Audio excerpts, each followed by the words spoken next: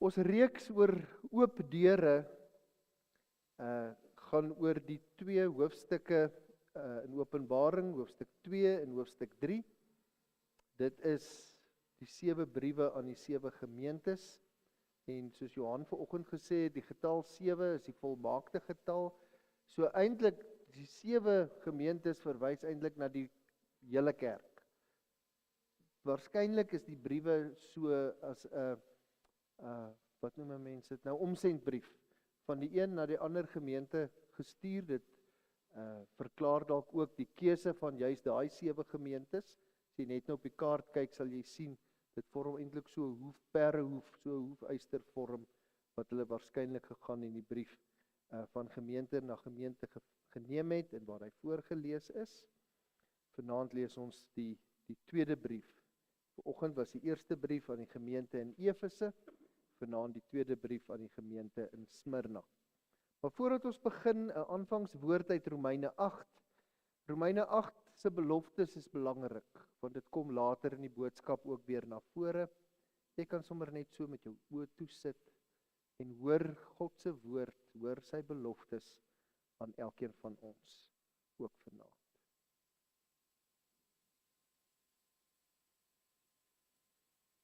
Omdat die gees van hom deur wie Jesus uit die dood opgewek is, in julle woon, sal hy deur wie Christus uit die dood opgewek is, ook julle sterflike liggame lewend maak, deur sy gees wat in julle woon.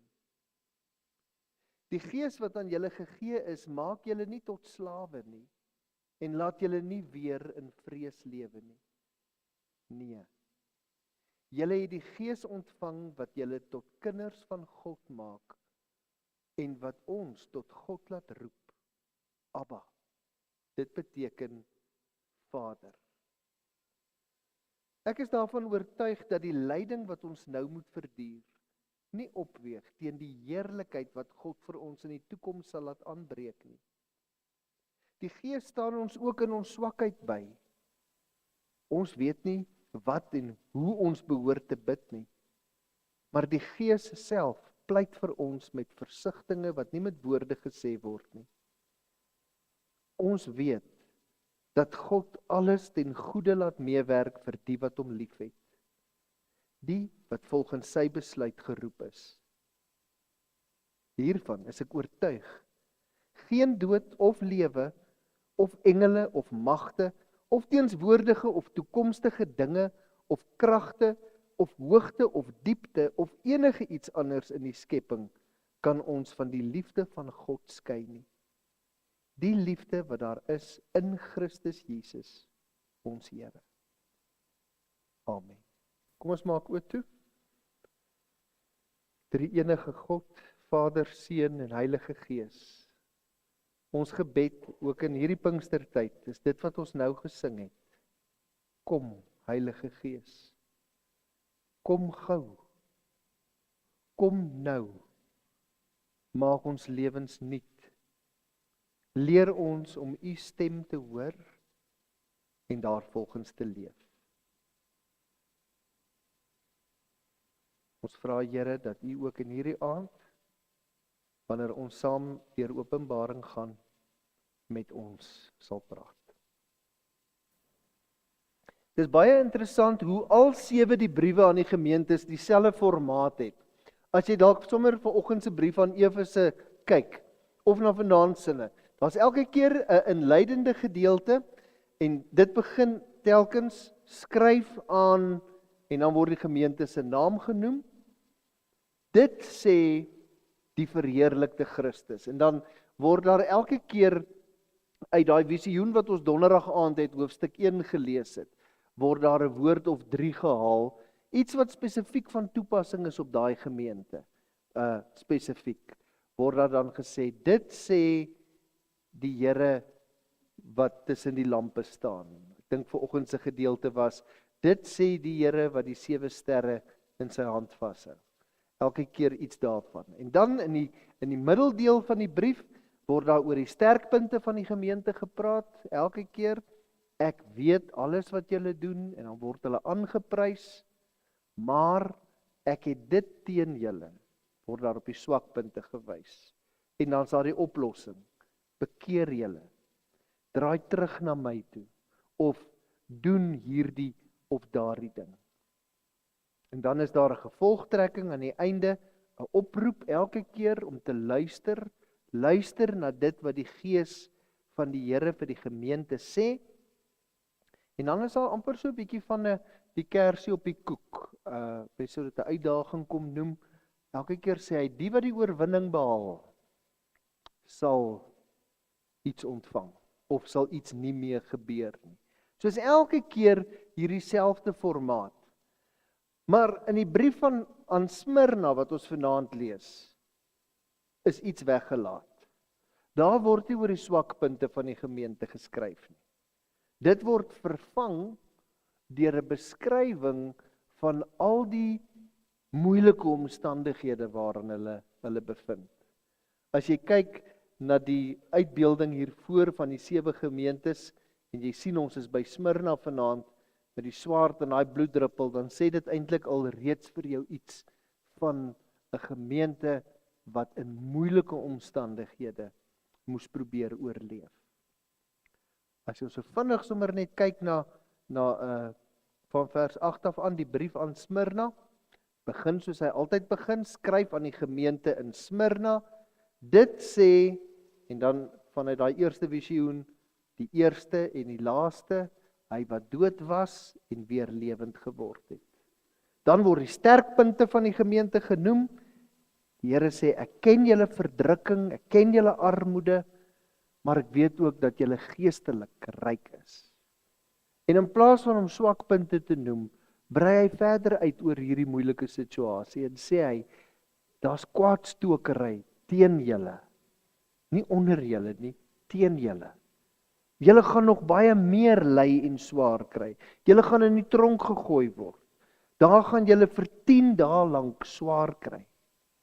En dan sluit hy af met die oproep, luister na dit wat die Gees vir die gemeente sê, en elkeen wat oorwin, sal die oorwinnaarskroon kry, en die tweede dood sal hulle nie tref nie. Kyk, die eerste dood is die liggaamlike dood, dis die dood wat elkeen van ons gaan sterf eendag, maar die tweede dood is die geestelike dood.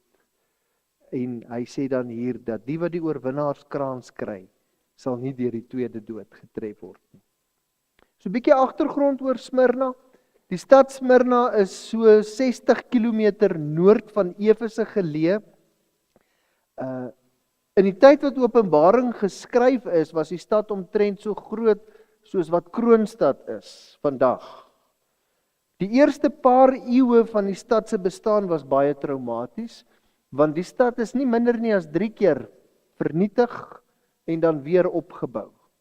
Ek dink nogal hulle sou iets verstaan het van, so sê die een wat dood was en weer lewend geword het. Want van dood en lewe, afbreek en weer opbou, ken hulle maar al te goed. Maar dit was 'n pragtige stad gewees. Blykbaar die heel mooiste in Klein-Asië.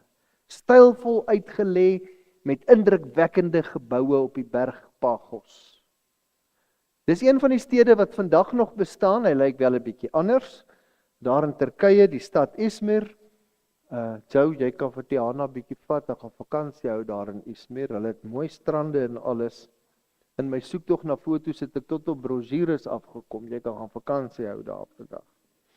Maar terug op in die antieke tyd, Smyrna was 'n ryk stad gewees. Dit was 'n hawe stad en hy het baie ryk inwoners gehad.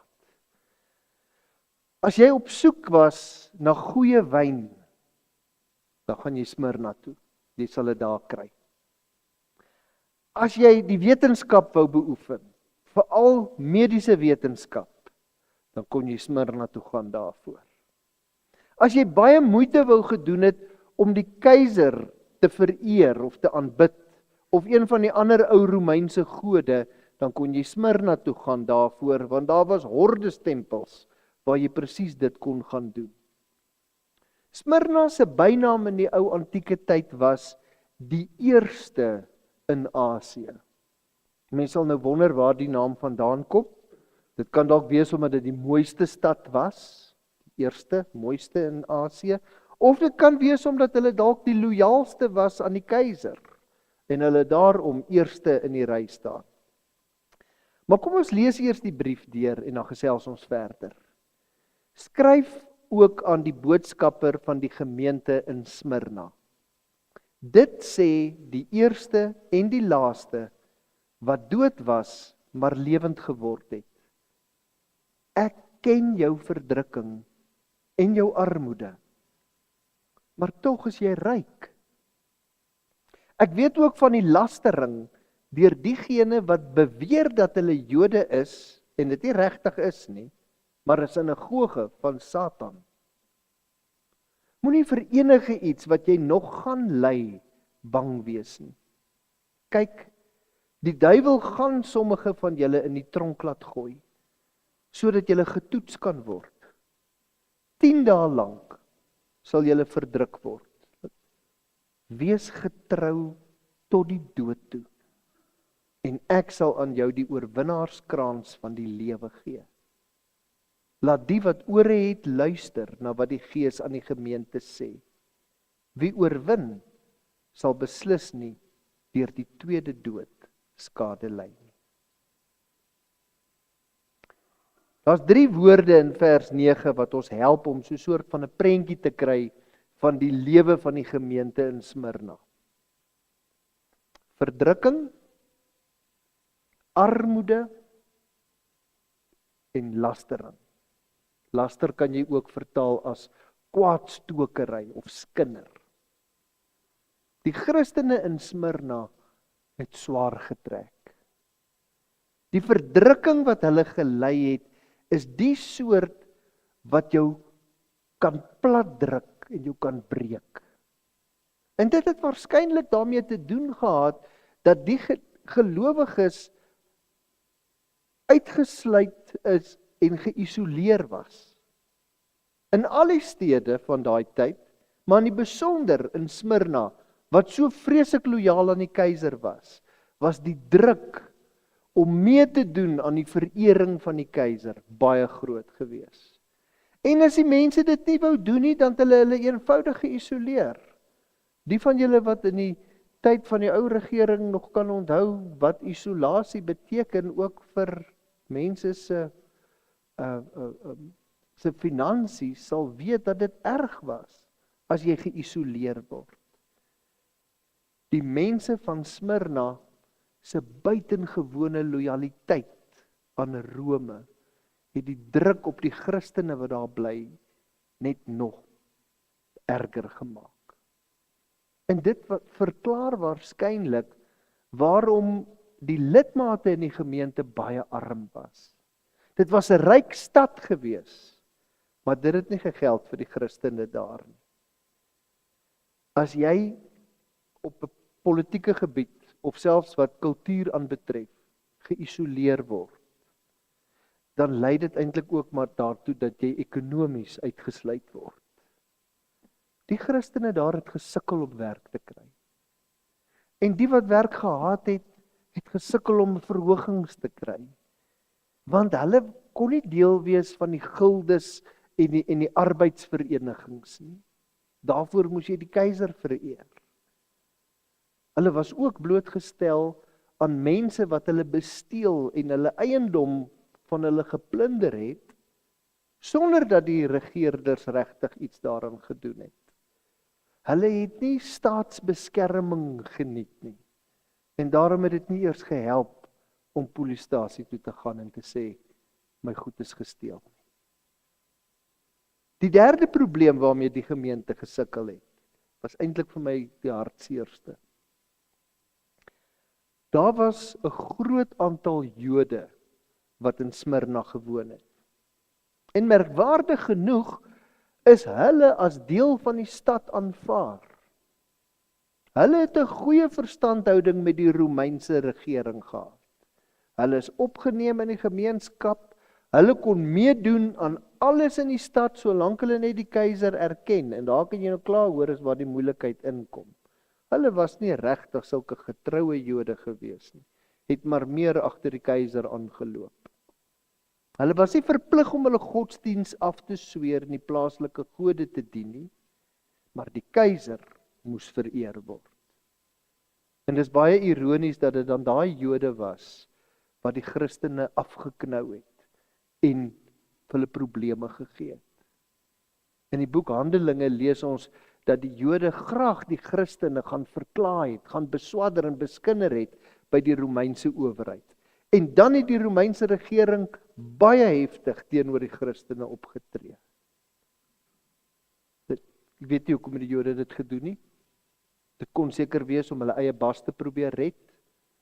Hulle was in elk geval so bietjie diep ingekruip by die Romeinse regering. Dit kon ook wees dat hulle wou wraak neem of dat hulle jaloers was op die feit dat baie van hulle eie familielede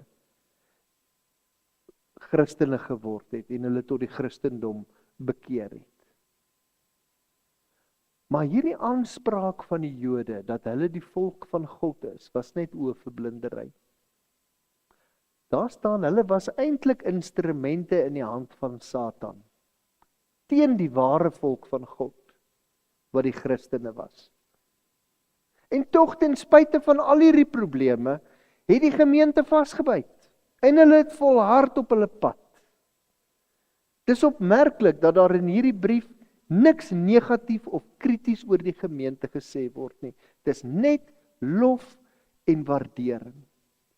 As daar oor die gemeente se fisiese armoede gepraat word, dan word daar bygevoeg dat die Here weet dat hulle voor hom eintlik geestelik skatryk is. Die gemeente in Smyrna het dit reg gekry om ten spyte van moeilike omstandighede waarin hulle self bevind het, ten spyte van die swaar kry, ten spyte van die armoede, ten spyte van die belastering wat hulle moes verduur, getrou te bly aan Christus en aan die evangelie. Uit dit wat ons tot hier te gehoor het, dink ek is redelik duidelik dat die gemeente in Smyrna het weerstand teen die evangelie van Jesus Christus ervaar. Die omgewing was nie maklik gewees nie. En in vers 10 sien ons dat Johannes gereken het dat dinge nog erger gaan raak. Hy waarsku hulle in die brief dat daar 'n moeilike klompie jare vir hulle mag voorlê. Hulle kan gevang en in die tronk gegooi word, wat net een ding beteken, en dit is dat marteling op hulle wag. Vir die Christene was die tronk in baie gevalle 'n doodsklok wat gelui het. Johannes sê, hulle sal verdruk word, dat hulle baie swaar sal kry. Hy roep hulle op om selfs getrou te bly tot die dood toe, wat vir mense sê dat daar waarskynlik van hulle is wat 'n marteldood sou sterf. Julle, hoe moet 'n mens dink oor hierdie, ek wil amper sê, ellendige situasie van lyding en swaar kry en vervolging? 'n Mens sal so maklik dink, hierdie was nou 'n baie ongelukkige situasie gewees. Dit was 'n slegte tyd in die kerk gewees. Dinge het sleg verkeerd geloop. Dit lyk amper asof die Here met respek gesê dalk so effens beheer oor die situasie verloor het. Maar weet julle wat, dis nie die prentjie wat ons kry uit die manier waarop die Bybel praat oor vervolging en oor lyding en oor swaar kry nie. Uit die geskiedenis weet ons dat die manier waarop party van die vroeë Christene hulle marteling aanvaar het, van die faktore was wat gelei het tot die dramatiese groei van die kerk. Daar selfs so 'n spreekwoord, dalk ken een van julle dit, wat sê die bloed van die martelare was die saad van die kerk. Ons moenie te gou sê dat lyding en swaar kry altyd 'n slegte ding of 'n ongelukkigheid is nie. Dis nie die taal wat ons in die Nuwe Testament hoor nie. Die Nuwe Testament sê dat weerstand teen die evangelie en lyding en swaar kry vir ons nie onverwags moet wees nie. In baie van die boeke in die Nuwe Testament, insluitende Openbaring, word ons as Christene gewaarsku dat lyding en swaar kry deel van ons lewens kan wees. Dat lyding niks te doen het met 'n plan wat skeef geloop het nie. Hoor ons duidelik daar in vers 10, as daar gesê word, die lyding sal net 10 dae duur. Nou die bedoeling is nie letterlik 10 dae nie. 10 is 'n afgeronde getal. Dit wil eintlik maar net sê dat die Here 'n perk aan die lyding sal stel. Ons kan weet, die Here sal nie toelaat dat ons verder as wat ons kragte dit kan hanteer, vervolg of beproef sal word nie. Dit word afgerond. Vanoggend het ons gehoor, die gemeente in Efese moes liefde leer. Dit lyk vir my vanaand, die gemeente in Smyrna was besig om te leer hoe om te ly met 'n lang y. Nou, dit klink nie vir my baie opwindend nie, en ek sien nie een van julle wat klaar hande sit en vryf, gereed om hand op te steek, as ek nou aankondig net, nou, ons gaan 'n kursus aanbied in die gemeente, oor hoe om kreatief te ly en swaar te kry. Wonder ek of ek 2 inskrywings sal kry, en dit sal maar, ja, ek twyfel of ek enige inskrywings daarvoor sal kry. En tog, as 'n mens sinvol en kreatief kan ly en kan swaar kry, kan dit 'n ontsaglike verskil in jou lewe maak. Ook in jou geestelike lewe. Min goeie dinge en diep betekenisvolle dinge gebeur sonder swaar kry in mense se lewens. Ek dink baie van ons sal daarvan kan getuig. Dalk moet ons nie te gou probeer wegstap van 'n gesprek oor lyding en swaar kry nie. Jy sien, die moeilikheid is, as ons nie kan ly nie, en ek lees nogal in een van die boeke, dat die ou sê, hy dink dis een van die groot probleme met veral die westerse wêreld in die tyd waarin ons nou leef, is dat hy sê, hy dink die westerlinge het verleer hoe om swaar te kry. Maar as ons nie kan ly nie, of as ons nie wil ly nie, dan kan dit maklik gebeur dat vrees vir swaar kry die nommer 1 ding in jou lewe word wat jou gedrag bepaal. En dis nie 'n goeie ding nie. Want dan leef ons nie na ons drome en ons ideale toe nie. Ons probeer eerder wegvlug van elke teken van swaar kry en van gevaar en van lyding. Dan is ons hele lewe nie meer een positiewe daad nie, maar raak dit eintlik een groot negatiewe weghardloop van alles wat ons bang maak en wat ons moontlik kan seermaak. As ons doodbang is vir lyding en vir swaar kry, en ons leef met die verwagting dat lyding eintlik nie deel van ons lewe behoort te wees nie, gaan ons lewens in 'n nagmerrie ontaard.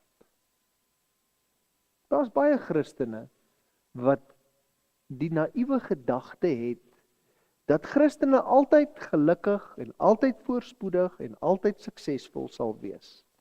En dat as ons mooi glo en ons glo reg, dan sal die Here alle lyding en swaar kry van ons lywe af weghou.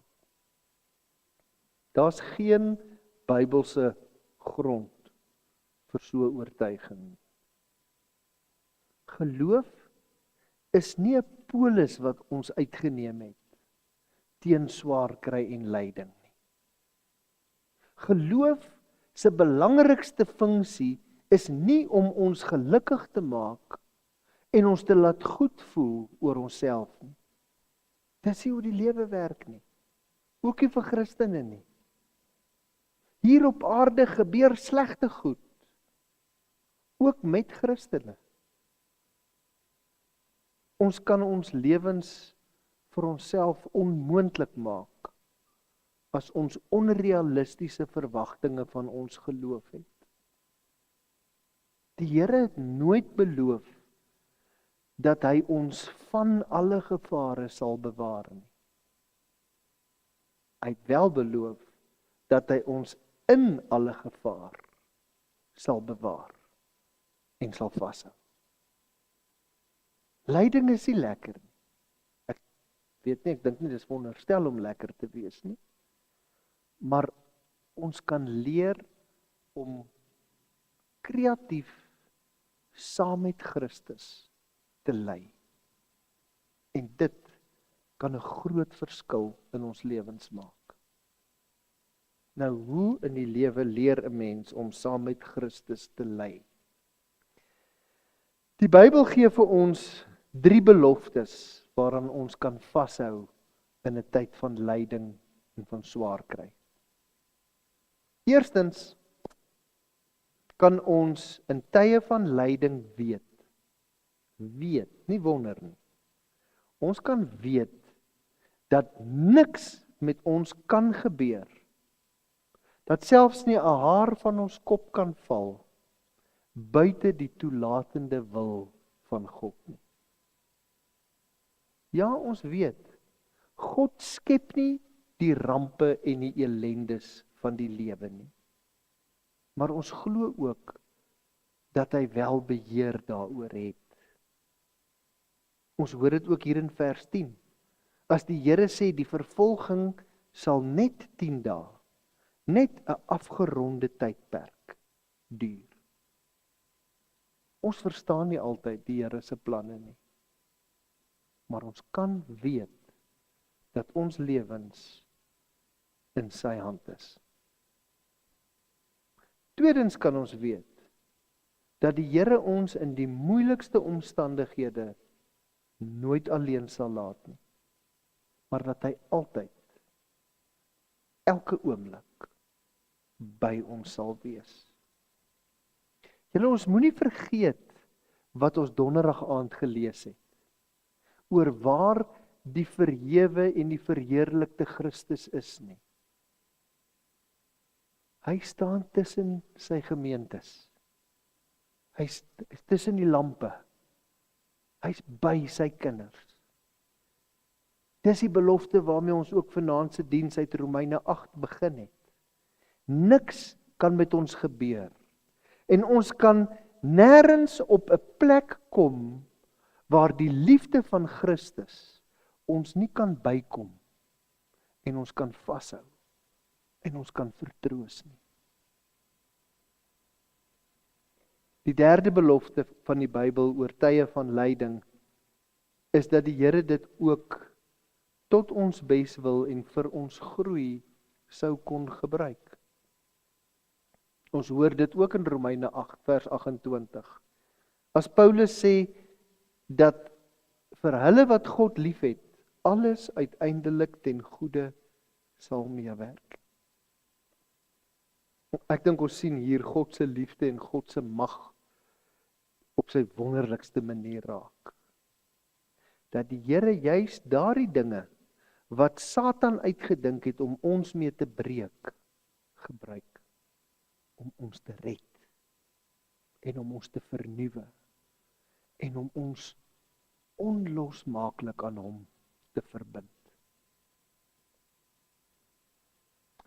Lyding en swaar kry raak altyd 'n bietjie draagliker as ons by die punt kom waar ons amper nuuskierig, selfs met so 'n tikkie verwagting, begin wonder, wat op die aarde wil die Here nou weer vir my leer?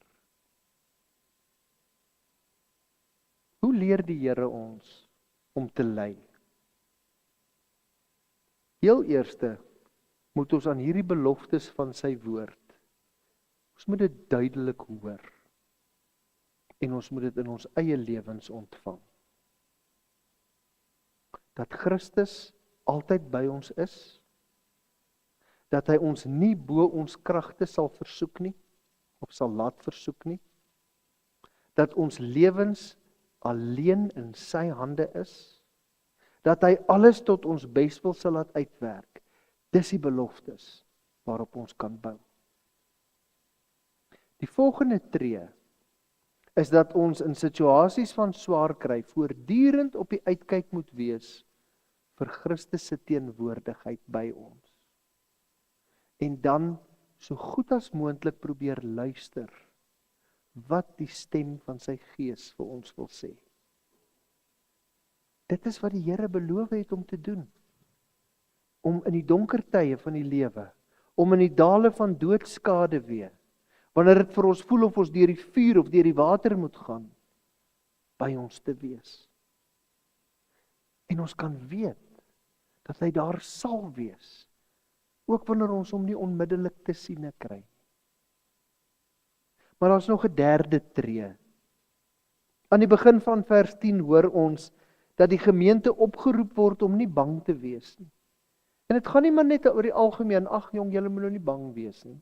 Dit gaan spesifiek oor lyding wat aan die kom is, swaar kry wat voor die deur lê. Agter hierdie sagte opdrag van Jesus sit al hierdie beloftes wat ons nou net oor gepraat het. Dis die verskil wat Christus en sy teenwoordigheid in ons lewens kan maak.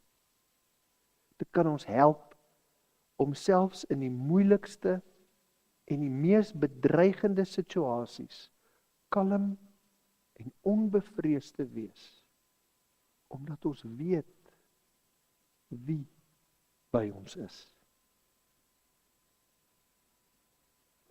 Dis een ding om al hierdie goed te weet, maar nou moet ons net begin oefen om dit te doen.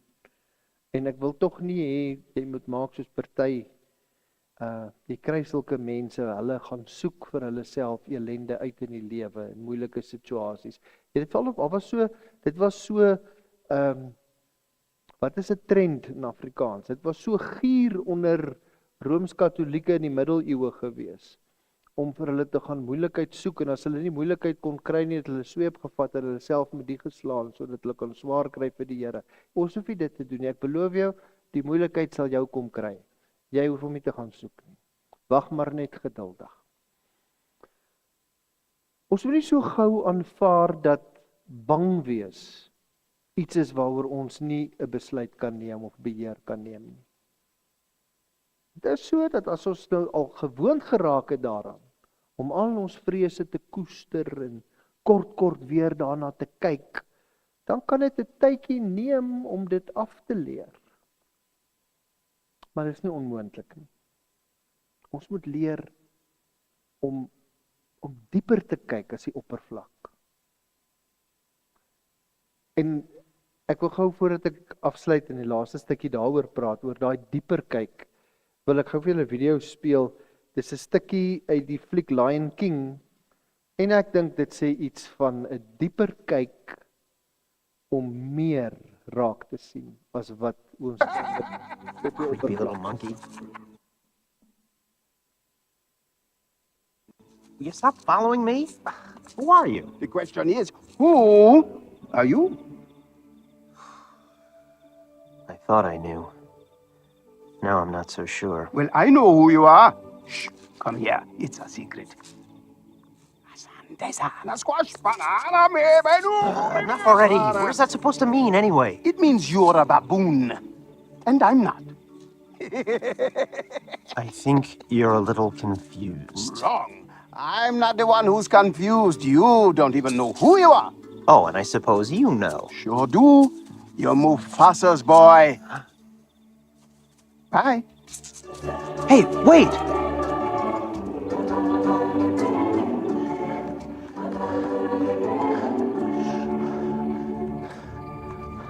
You knew my father? Correction. I know your father.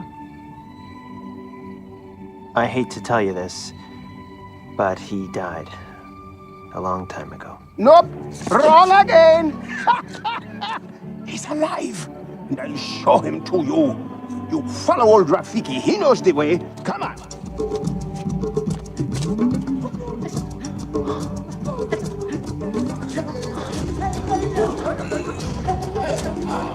Don't dawdle. Hurry up! Whoa, wait. Come on. Come on! Would you slow down?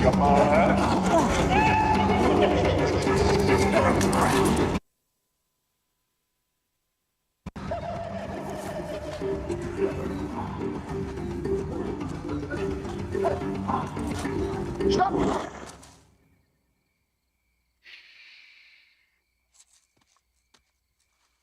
Look down there.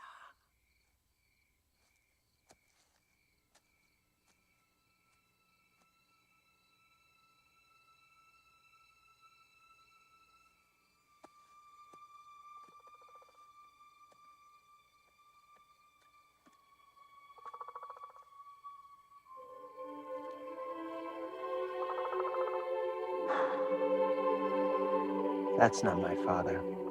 It's just my reflection. No. Look hard.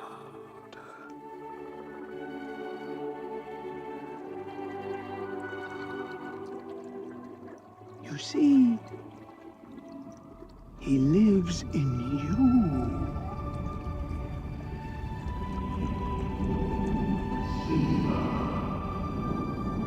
Father?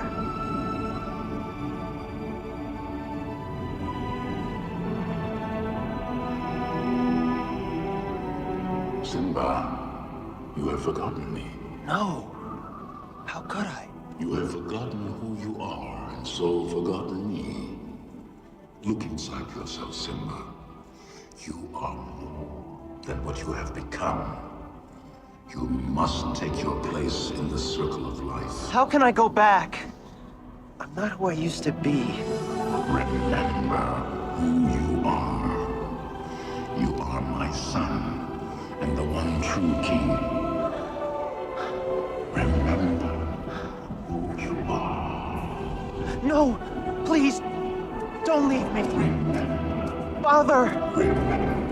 Don't leave me.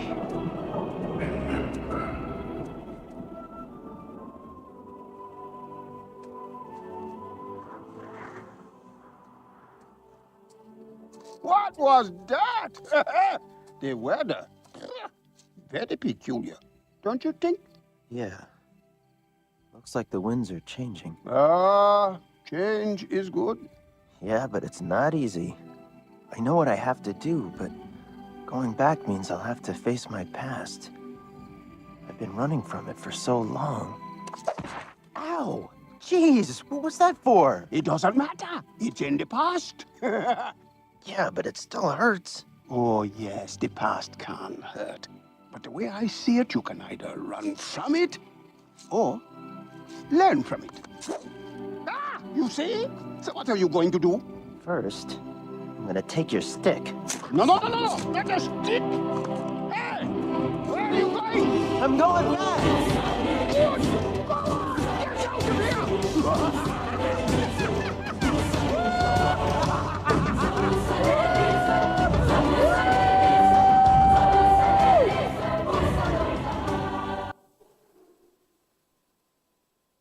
So baie dinge lyk as ons tot op die bodem daarna kyk.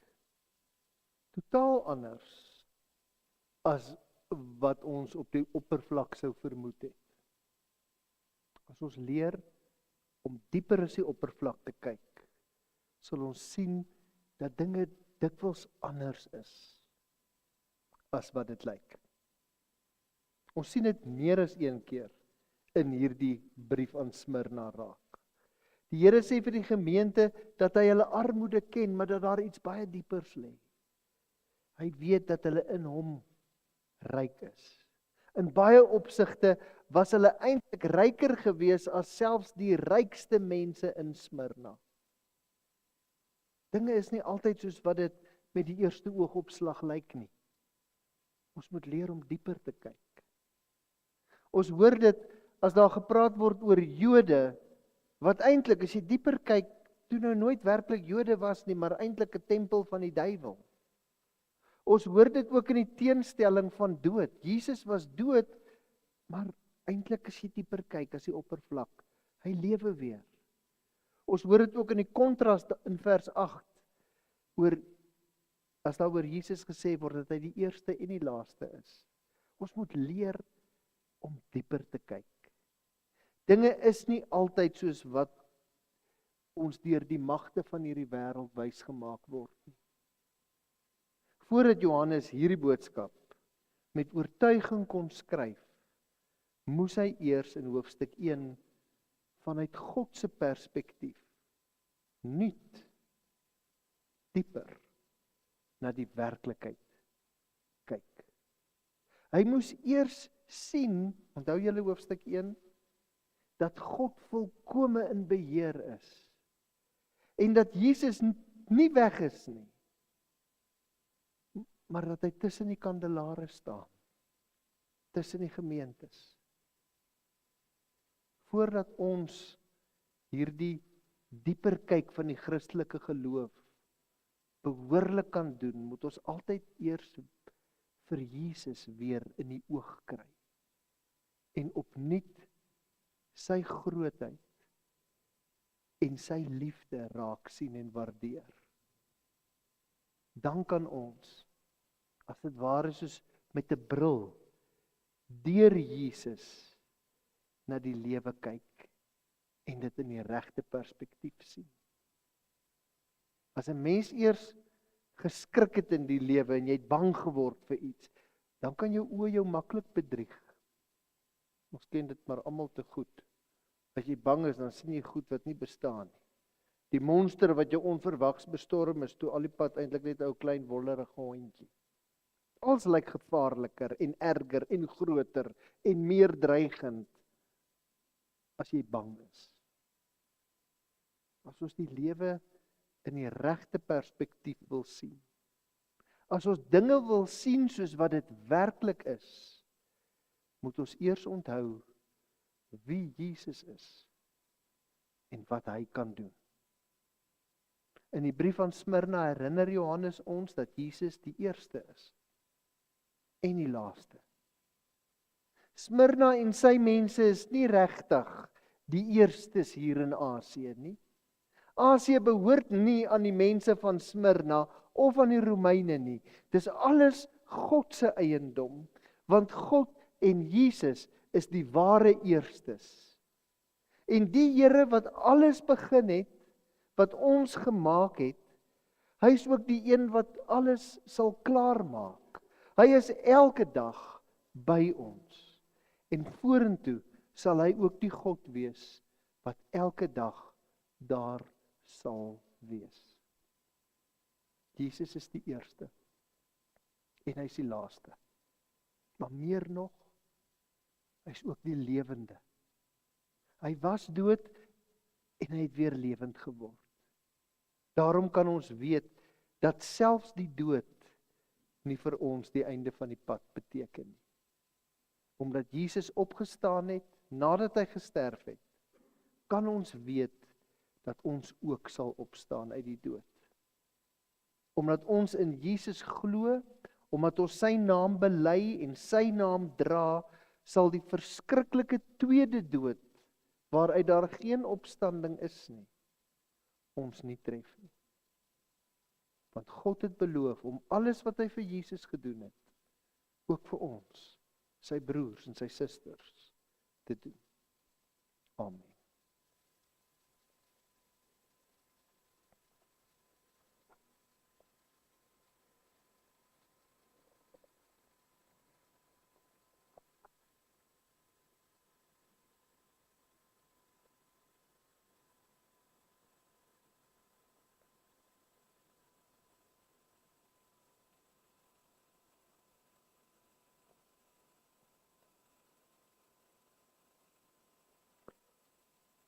Here, so baie keer hoor ons dat mense sê in moeilike tye moet ons maar net vasbyt. Maar vanaand het daai vasbyt vir ons 'n baie dieper betekenis kom kry. 'n Volharding en 'n gehoorsaamheid aan U, Here. Selfs wanneer ons swaar kry. Selfs wanneer ons deur die moeilikste tye van ons lewens gaan. Om nie ons lyding en ons swaar kry sommer net een kant toe te skuif en af te maak as iets wat sleg is nie. maar om waagmoedig genoeg te wees om ook ons swaar kry te omhels.